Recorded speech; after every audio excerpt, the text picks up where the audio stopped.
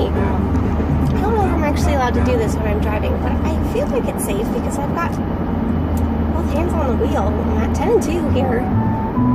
It's also not the best angle. But here we are, and it turns out it's really hard for me to ever blog because I don't have time to really type unless I can voice to type. I'm usually too tired, or I'm nursing both babies and I only have my thumbs. Oh no. Alright, maybe this is why it's a bad idea. Let's see. Let's try one more time. If that happens again, then we're done. Okay, I lied. There. Okay, now for reals. So, I thought I would answer a few questions. I get lots of questions from people, and I just feel like when I'm out in public, I hardly have any time to answer my friends because I'm usually like disciplining children or like passing out crackers. Anyway, so that's why I decided to ask for some questions from people so that I could answer them, ideally in a blog post, but instead I'm doing this. So, first question I got was, and I'm sorry about the kids' music in the background, but if I have to listen to it, you have to listen to it. So, anyway, my first question I got was, what's the number one question about your twins that you get in public that bugs you? Because when you're out with twins, you get like a million people stopping you and asking you questions, which is fine. I think I probably would have done that in the past. I still do now. And so a question that really bugs a lot of people is when people ask, are they twins? It doesn't actually bug me. I read on a twin site one time, it was saying that actually that's just a conversation starter for people. They don't really know how to start talking to you about your babies, and so they just say, are they twins, just as a way to start the conversation. So I thought made sense to me. It doesn't really bug me.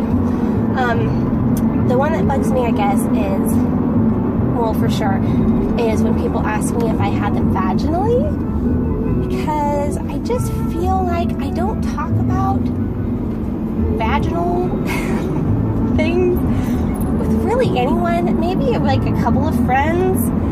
Now and then I might drop that word, but really I just don't feel like that's something I want to say to the checker at Target or an old man. I don't know, I just feel like that's not really a great question.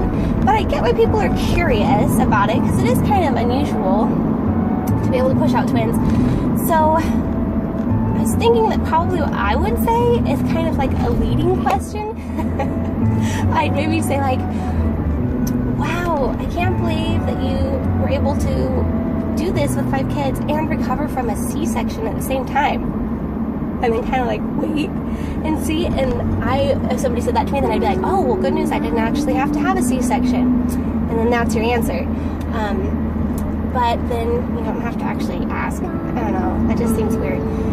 Another question I get all the time is, do twins run in your family? People ask me that a lot. And I say no, that they don't. It's actually kind of a lie, because they kind of do. So my mom is an identical twin. So that really is in my family. Really a lot, because it's my mom. But the reason I say no is because identical twins actually don't run in families. So my mom's an identical twin. And identical twins happen when the egg splits, and nobody really knows for sure why that happens. Here comes a corner. Watch it. Watch it. Okay, yes, we're fine. Nobody really knows why that happens. It just kind of like vibrates and splits. And so that's not what runs in family. The one that runs in family is a hyperovulation, which is when you ovulate more than one egg at once. That's a thing that can be genetic. Not always, but it can be. But my mom's an identical twin. She and her twin got genetically tested, and they are identical. And I know that mine are because they share a placenta. And always, when they share placenta, that always means they're identical. Sometimes identical twins have 2 placentas, but fraternal twins never have 1 placenta. Does that make sense? So even though my mom's an identical twin, and I have identical twins, it's actually not in the family. That's not why. I'm at a red light, so now I can look.